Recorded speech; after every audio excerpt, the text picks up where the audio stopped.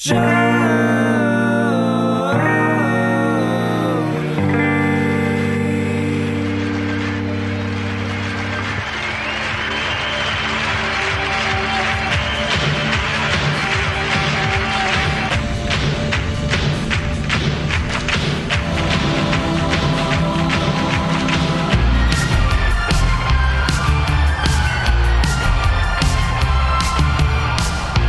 hello, everybody. Welcome to another installment of Show to Be with Mike G, the show of life, the show of San Antonio, the show of helping friends out, moving things out of their storage units, family, and so much more. With today's guest, the San Antonio legend himself, Mr. Javi Gutierrez, formerly of the Esquire, Brooklynite, Becker, so many great San Antonio establishments. We'll learn a little bit more about how he started in this industry, what kind of guy he is, and some of the things he loves to drink and talk about. So, without further ado, I hope you guys enjoy this great chat with Javi Gutierrez.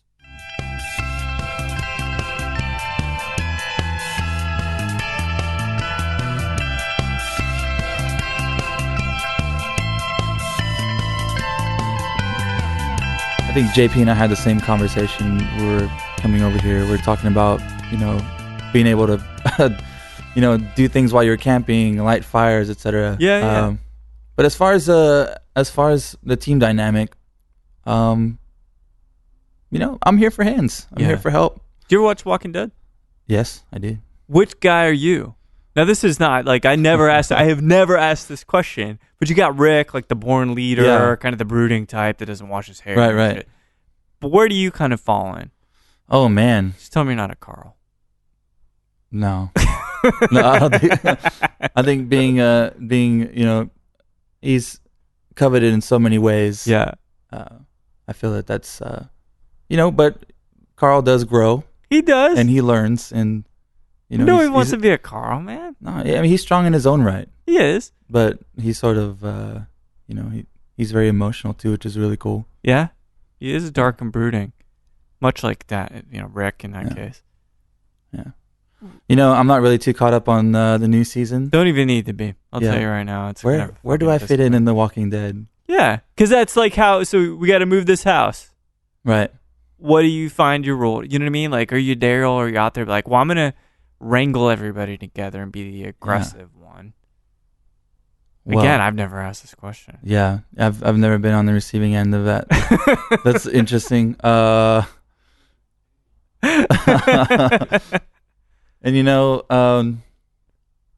I see myself as the walker sometimes. Really? Being hungry. Yeah. Okay. Hungry for things, and you just keep going relentlessly, pushing. Just that and pursuit. Yeah. Oh shit, that's symbolic. It's kind of fun being on the other end of the role. Yeah. I guess the role reversal, or I don't even say you want to say the enemy, more so the majority. I mean, because what we still don't know, if there's a cure. I know. Yeah, it's let me down. It's let me down a lot, especially this last season. All right. So obviously I got distracted. I went on a tangent, but I've known you since the Brooklynite days when you guys opened. I've talked to Jared, I've talked to Stefan, we're just talking about that. And you are a tried and true San Antonio guy. Did you grow up there? I was born in San Antonio, in a military family. Okay. And I found my calling in hospitality at a very early age. So you have any brothers or sisters? Yeah, actually, I've got two younger brothers. So you're the oldest. Folks still together? No, actually, parents divorced. Were you younger or just kind of? Yeah. Adult, yeah. Yeah. So, but they both did that. For me, when that kind of stuff happened, we moved. Did you stick in San Antonio though? No, not really. Between my parents, my grandparents live in town. Most of my family lives here. Yeah. My mother and father split at a young age. I sort of, wanted to explore a little bit. Moved to North Texas and kind of. Oh, where about? Dallas, Fort Worth. Oh, area. killer. Okay. Yeah. Well, actually, it's not killer. Sorry, I take that back. I like Fort Worth, but Dallas still, it's on the. Yeah. I don't know what to say about it. You're talking about small townships. Yeah. Greenville, Texas. Oh, Greenville. Yeah. Yeah. Spent a little time in Denton. moved around a little bit, and then found my way back to San Antonio. About how old did you say? I'd probably say 13, 14 years old. Oh, shit. So you got to move kind of prime time. Yeah. Things are changing hormonally and all that, but you end up making your way back to San Antonio. Oh, yeah. Just in time for middle school, I guess, or starting into high school? Yeah, middle school. I want to say middle school was sort of like it was interesting kind of moving from one city to another and having one set of friends completely opposite from, the friends that I made here. What if you could figure out kind of what differences you're talking with? What's the main difference there? Dallas kids in San Antonio. Yeah, you guys are tougher, absolutely. obviously, in San Antonio. Yeah, absolutely. Let's see. Where did I move to? So moving from Greenville, let's talk about, mostly Caucasian, majority. I guess everybody that was living there. My stepfather at the time, he worked he worked with Rubbermaid. Okay. My mother still had, strong family ties in San Antonio, so, she's Hispanic. Yeah. And then kind of just the back and forth with the friends. It was a huge melting pot up there. I mean, I had friends from all walks of life, but most of them lived in nice neighborhoods. Yeah. Their parents drove nicer cars. And, we were middle class. We, went to the movies and cooked home dinners at home. Yeah. And then that's sort of like when, boom, I was like, you know what? I actually enjoy this. This is really nice. If you want to call it entertaining, or if you want to call it things of that sort. Did you have a problem, or rather not a problem, but was it really difficult moving back to San Antonio, despite having family and stuff? No, not at all. I think it, just being at that young age and being able to, kind of start over again. Yeah, it's a great point. Yeah. So what kinds of stuff as you're kind of growing up or re-growing up in San Antonio, middle school and then into high school? Were you a sports guy? Were you an English guy? Music? What kinds of things were you doing? It was sort of a mixture of different things. Yeah. I guess trying to discover exactly what you or even myself would do at that age. Sort of, running into, should I chase women or should I chase the girls, or, should I play piano? Do I want to get into soccer? Do I want to play basketball? And sports never really did it for me. Even though you're 6'2", which we're talking about, and you never have blankets that cover your feet, apparently. Which yeah, and that's the thing, chronic disorder. Yeah. I would pull my hair out if that happened. The blankets never cover the feet. Toes are always cold, Is that another metaphor? Dude, Just not, things don't fully fulfill, It's right. so close, but it's just at the tip. So would you say then, all right, so we got this blend of things going on. Did you dabble in sports? Did you dabble in music? I did. Yeah. I did. Kind of sort of played piano, picked up a guitar a couple of times, started playing drums. Did you take to it? It kind of stuck for a while, and then after a while, I guess with many things, you kind of want to do something else, or maybe one gets bored. Yeah, of course. Well, especially at that age, right? You're trying to figure out what the fuck's going on. But at least, did you feel like you had... Because it's interesting, a lot of people in Texas, and this is not to generalize, maybe just a lot of people that are younger. Maybe they're not as cultural yet. But it sounds like you're trying to dip into sports, music, academics. Did you have like what I'd consider a very cultural upbringing, where your parents or your siblings or whatnot are like, yeah, let's learn more about the world. Let's learn more about art. It was very interesting. My family in San Antonio especially at the time, was very family oriented. Yeah. We all hung out together. There was parties all the time. I had uncles and great uncles they would sit around the keg all day long and smoke cigarettes and drink beers, and grandparents would have parties. My great grandparents would have parties. Wow. There was always a celebration. Connected to a larger. That's crazy. Yeah, it was always a celebration. Somebody's birthday came up, or quinceañera came up, or if it was something that was worth celebrating. So and so turned 22. Let's get a bunch of bottles or whatever.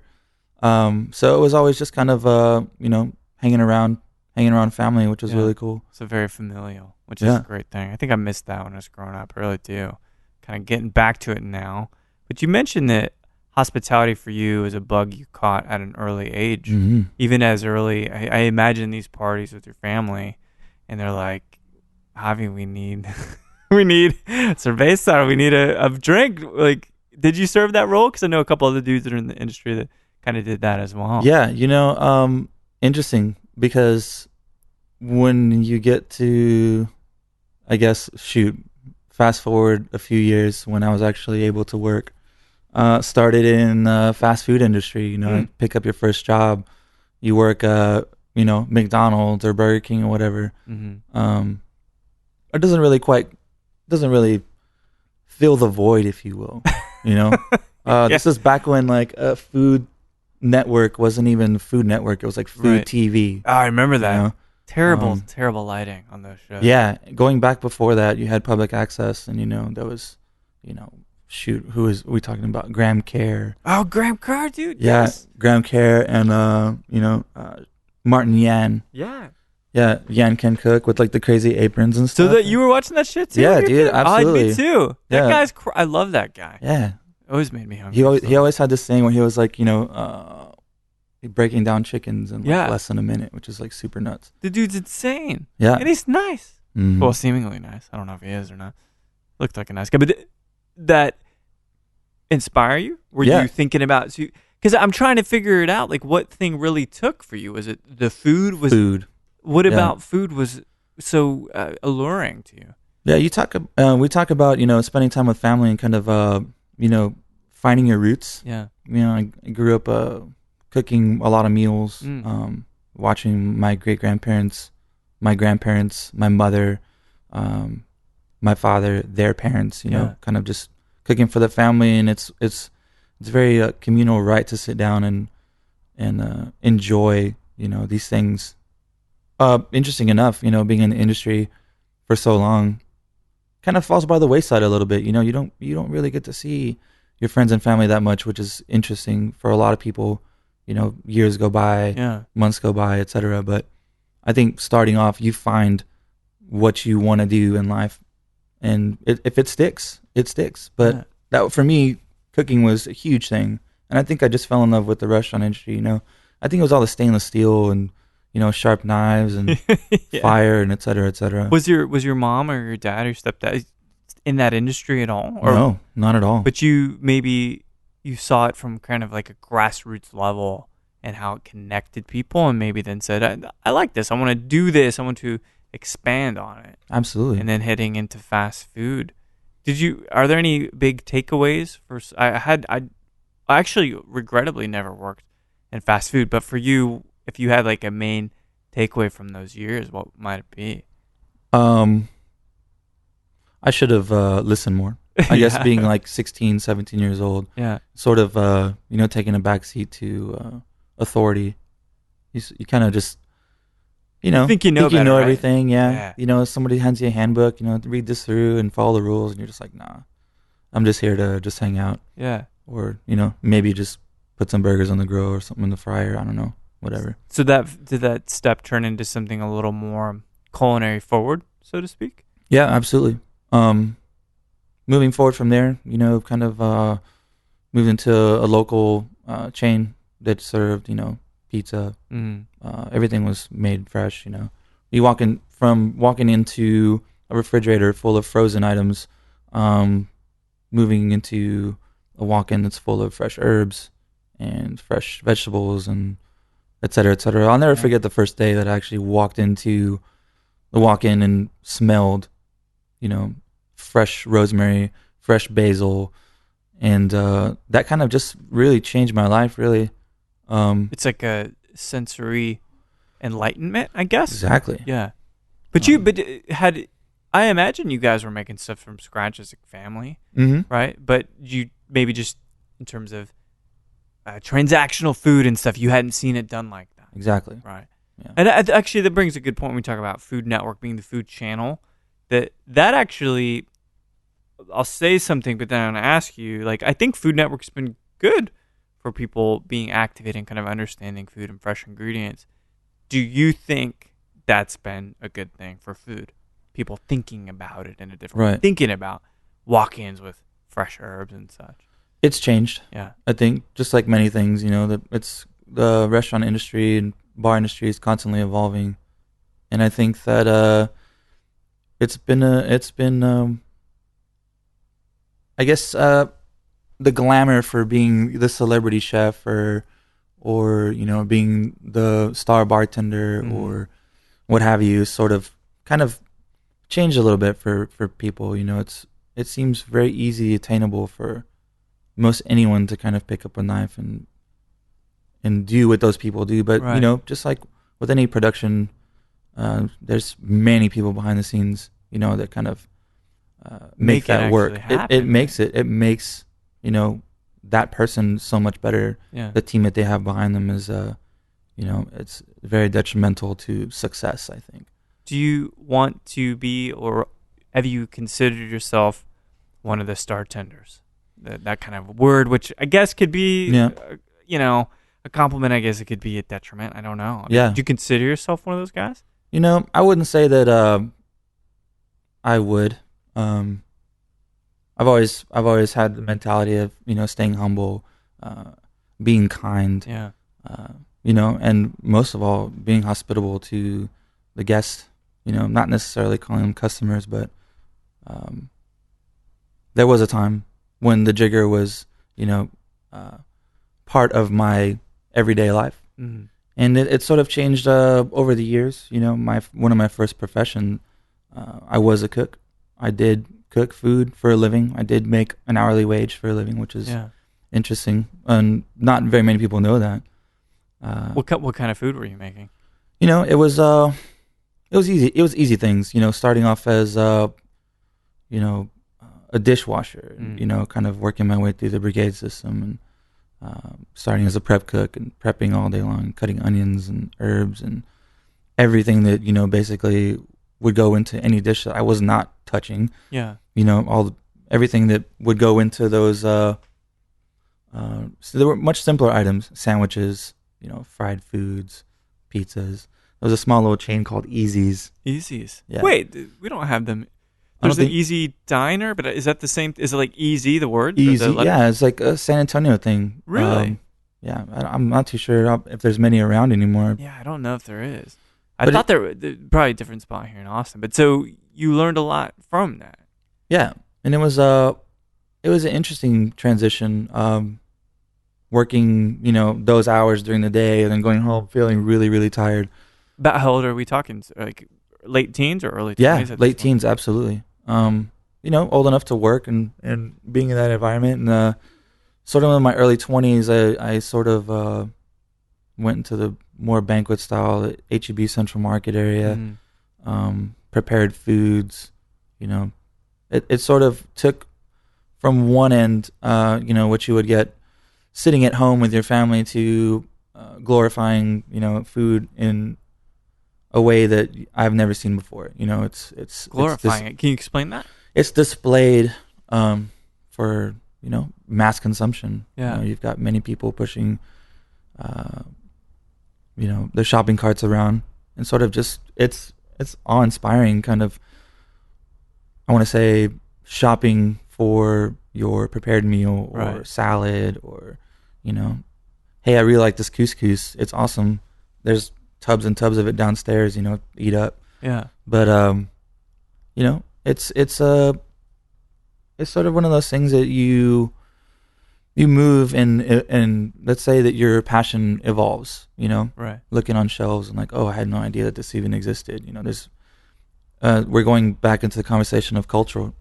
Yeah.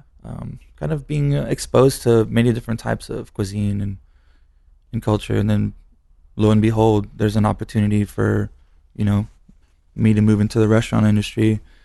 Not so much as in a grocery store, if you want to call it prepared foods for the general public, but were your folks, did they say, Javi, you actually need to do the college thing, you need to not cook, you need to go get a business degree, be a doctor, a lawyer, etc., all that fucking rubbish often, but did they say that, or were they saying, no, man, you need to pursue the things that you love? Yeah, I'd have to say I had a very supportive family. Yeah. It was more so of, they didn't push me to do anything that I really wasn't dead set on doing. Right. And they saw the fire in my eyes. They were like, okay, cool. This kid loves what he does.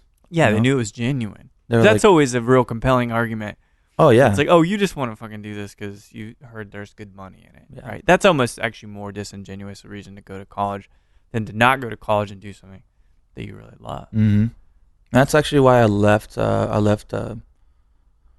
Working in the kitchen, which was it was a great experience, because from that you kind of find different skill set. Yeah. You're multitasking. You're working on your feet all day long. Right. What most people would see is an 8 to 10 hour day, that turns into 12, 15, 16 hours. And I think at that point, that's when I was sort of like, okay, cool. Like, I'm going to pump the brakes a little bit. Is it taking its toll, like, on your body? Oh, absolutely. And your mind and stuff? Yeah.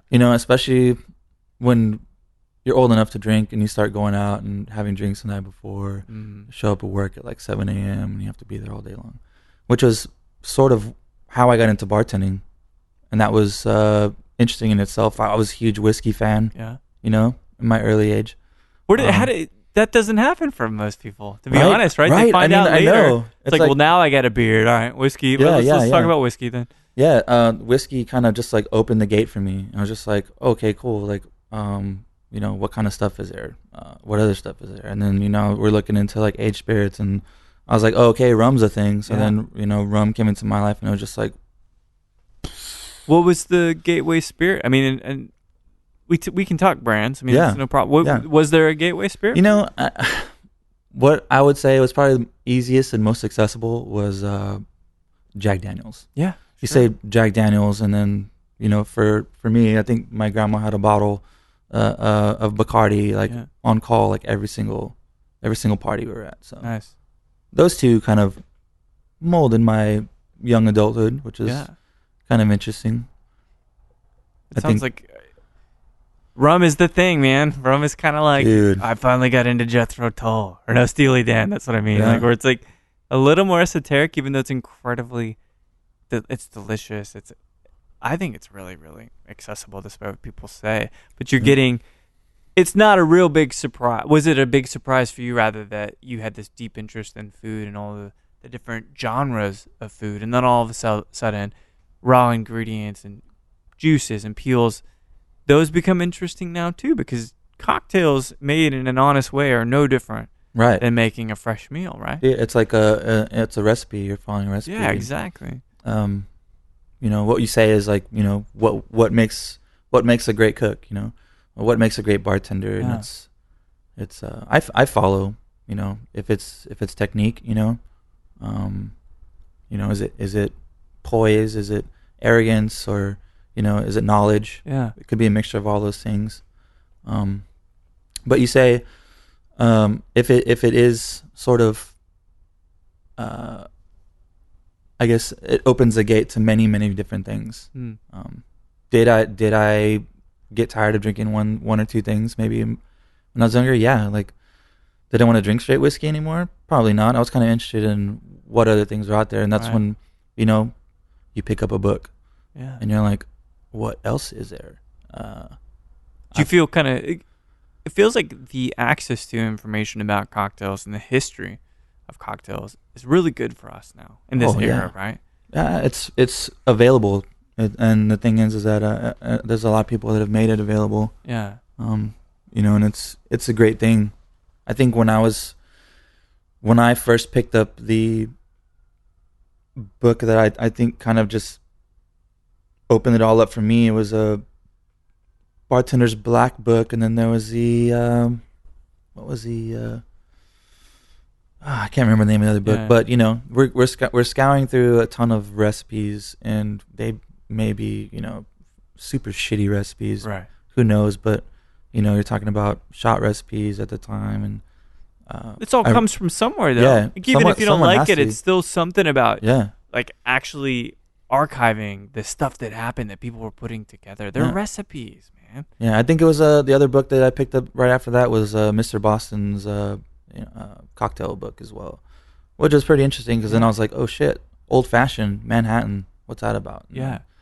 So like, is it safe to say that probably your mind's these ideas are percolating, the creativity is, and you're looking to take the next step creatively? Yeah, I quit my job in the kitchen, and when I was working, I think it was after a night of heavy drinking, and I woke up late. Most good decisions are made at that point. Yeah, I was like, you know what, man, and it's sort of like one of those things when you're like, a light bulb kind of just pops up over your head, and you're like, what the hell am I doing working all these hours and not getting paid for overtime, and I'm on my feet all day long, but like I don't get to talk to anybody. I'm kind of just talking to these dudes all day long in the kitchen. What the hell? How am I supposed to grow like that? Yeah, exactly. I mean, you find a great mentor, and if it was any other restaurant, and I mean, being young and trying to, find a place to, start a career in a restaurant at that age, sort of like, I knew nothing, absolutely nothing.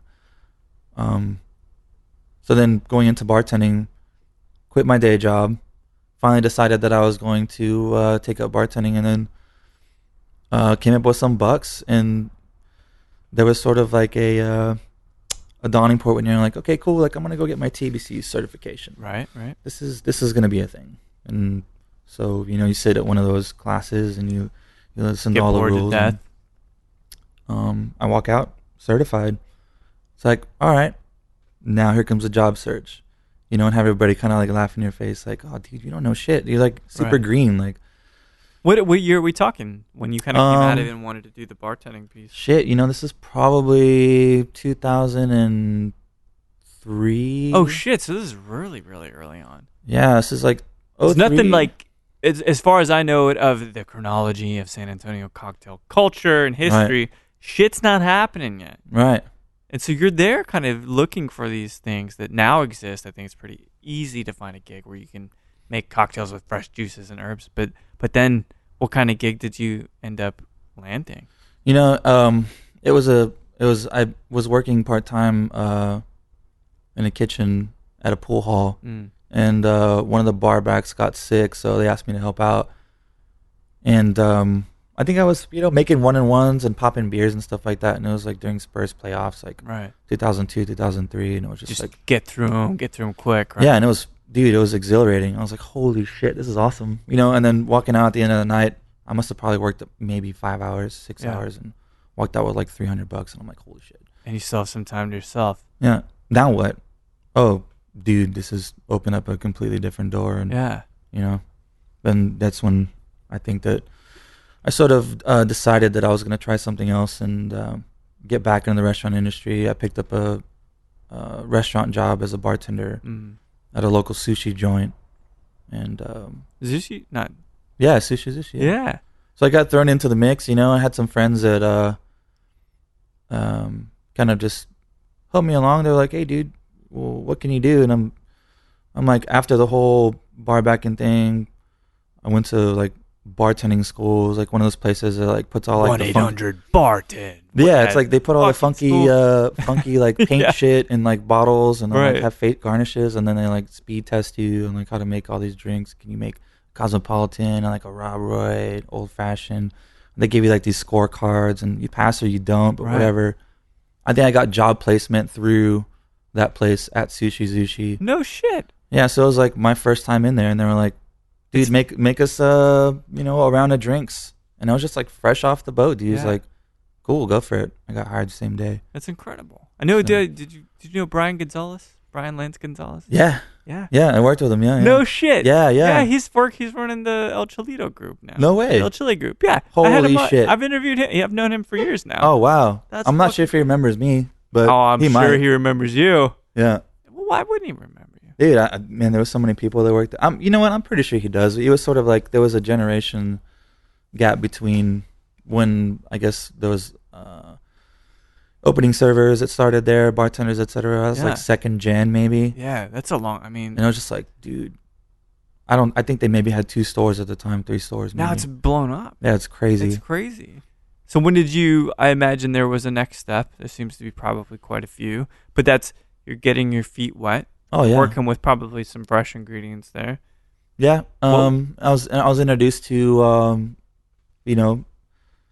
sake and soju wine and all that good stuff. Yeah, They've got a great menu for that too. Yeah, man, it's huge. Yeah, it's huge. It sort of just opened my eyes a little bit more, and then I started getting super creative. Kind of like played like the acting bar manager role. Yeah, they were kind of like in infancy with like the bar program there, and it was more so like, we're not going to give you well, it's funny because the owner they had the corporate office, and I approached him about it, and I was like, hey, you know what, I kind of want to take an extra step in this, and is it possible to kind of get me to train some of the bartenders to make some of these drinks? And they're like, he's like, what makes you qualified to to do this? And I'm like, well, can you see my hat? This hat fucking makes me everything. I really love what I do. Yeah. And, I think that we need consistency in the restaurants. And he was just like, I'm not doing this until every single drink tastes the same at all the restaurants. Wow. But I guess that's one way to look at it, right? Yeah. So I'm like, hey, you know what? We can help with that. And I think there was some brand help maybe at that point. I think maybe, Republic National kind of got in there and just, revamped the whole menu for all the restaurants, and kind of like sitting there and you're like, okay, now what? So after that, I'd say maybe a year or so later, kind of doing the whole rotating things, like got into management, after serving, and it was sort of like went in as a bartender, started taking tables, took tables, then went back into restaurant management. Pulls you back in. Pull me back in again. It always does. Well, so kind of fast forwarding a little bit, again, we kind of met during the Brooklynite days. Mm-hmm. It seemed like what Jarrett was doing with Brooklynite and some other things, obviously Last Word and everything, but I'm not sure if he worked over there. But that was the start of something. How do you feel like about that era in your career? Because in terms of the map of cocktails and mixology, God forbid, in Texas, that bar was something that really it elevated the San Antonio scene. Now, that may be a naive perspective for me as an outsider, but that's how we kind of perceived it. Yeah. I met Jarrett quite a few years back, and when I was working part-time with Steve Mahoney at the Green Lantern. And this is when Jarrett was working with Partida.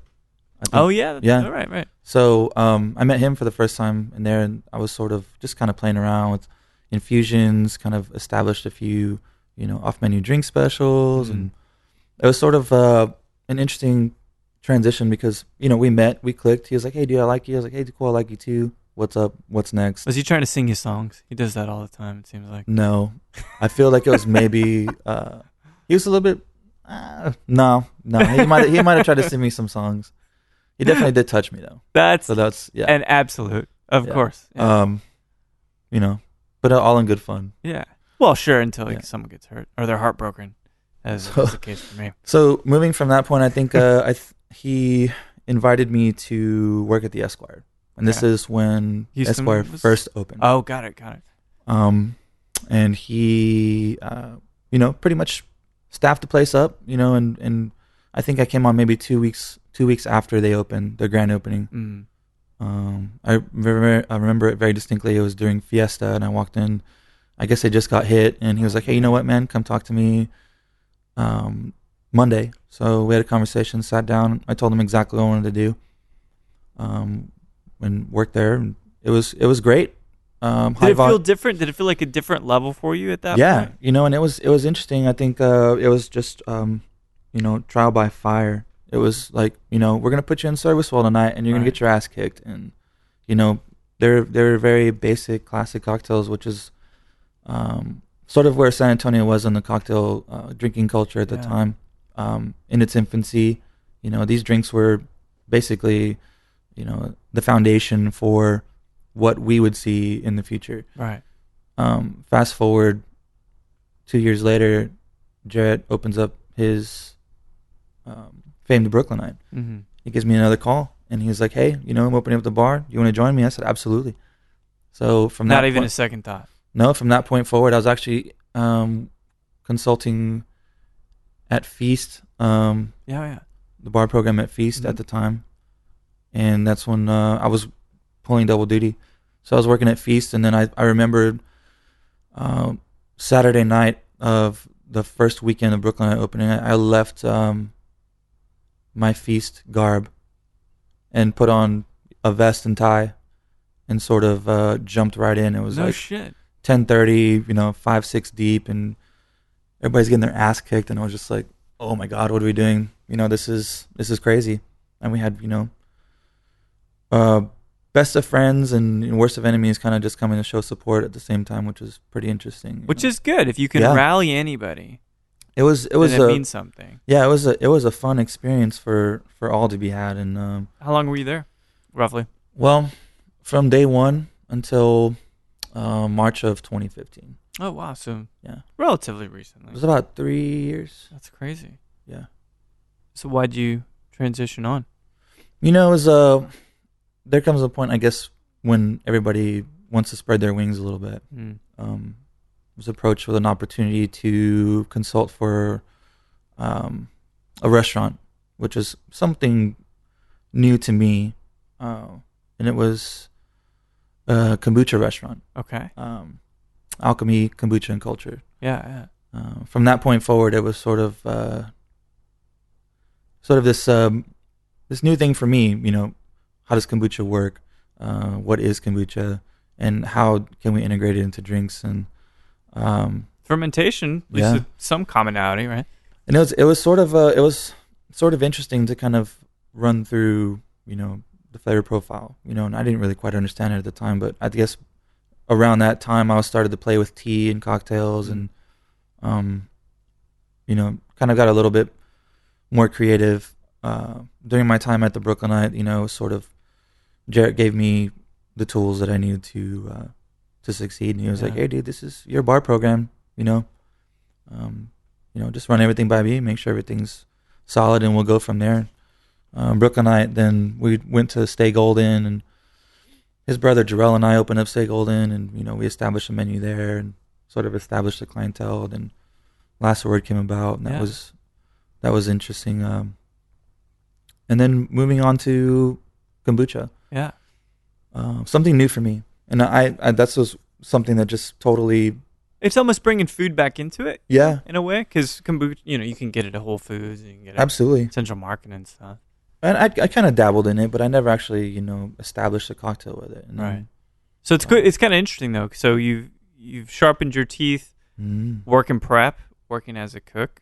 You have worked with, as far as San Antonio is concerned, and even the broader mixology industry, like some of the greatest minds, right? So you're working alongside them, kind of shifting to a consulting capacity with the kombucha stuff. And then you've got this other step, maybe it's a little bit in the future, but with Park Social, which is kind of the most recent chapter. And we're talking about it at dinner. You guys have had, Folk, I guess, is the one, multiple fires? Yeah, actually, early November, we had a fire. And that was, it was really heartbreaking. We, as a restaurant group, sort of decided that Almost Park was sort of just out to conspire against us, which is interesting. As beautiful and as quaint as the neighborhood is, we sort of found that maybe it wasn't our spot to continue. Like some kind of these were fateful tragedies, and that absolutely. And it's definitely kind of displaced quite a few of our staff, which is sorry, go on. Can you describe kind of, because I'm trying to get a sense of maybe what the animosity was about. Where do you think it stemmed from? It works different as any township would. In the middle of a city, which is it's kind of interesting. You've got different neighborhoods around the Almost Park area, but me not having too much history with that area, except for I served tables at the Italian restaurant that was there before Folk was there. Okay, same restaurant, same building rather. Yeah, same building. Wow. It was contemporary Italian. Ciao Lavanderia was the name of the place. And that was owned by Damien Wattel and Bistro Wattel. At the time as well, I think he still had Lafrite. Yeah, before he sold it. But moving forward from that neighborhood, it kind of grew into its own, and at the time it was very comfortable. Italian food right in the middle of a neighborhood. There's condos right across the street. Right. It's residential, for the most part. There's not really any small businesses in the area. But I think restaurants, just in general, for Almost Park, seemed a little too challenging for a lot of people. Really? Just they want it to be easy. They want it to be fast food. They want it to be like a name brand. Is that? Yeah, I mean, you take a look at the menu. Get online. Check out what kind of descriptors you would see on a menu. Some people just don't get it. Right. So maybe more adventurous eaters or even the gourmands. You can look over some certain things and say, hey, this sounds interesting. Let's try it. But winning over the general public is definitely very interesting. My chef is very talented. Luis Colon and Daniel Eisenhower, the owners of Folk. But bringing me onto the team, actually, I've been with it. You know what? I've been with those guys a year. Wow. I joined their team a year ago. That's crazy. Wow. Dude, time flies. That's it crazy. Does. We're almost, we're like 3 days away from 2017. Yeah. Wow, man. You know how long it's going to take me to write checks correctly? Probably a lot longer because I hate checks. Dude. But still, take me a long ass time. Yeah. It just flies by. And so you have these tragic fires. It seems like it's not meshing with the neighborhood. There's no suspicion of people like ambushing or sabotaging. Oh, no, absolutely not. Okay. No.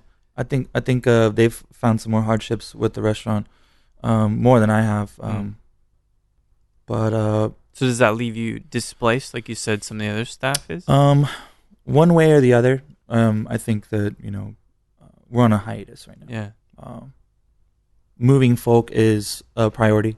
Yeah. But definitely staying busy is something that reigns true for everybody that's involved in the tragedy. Right.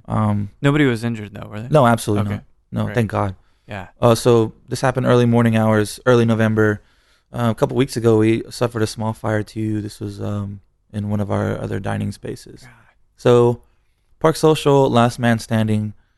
And it's a great bar. David does a great job with the bar program.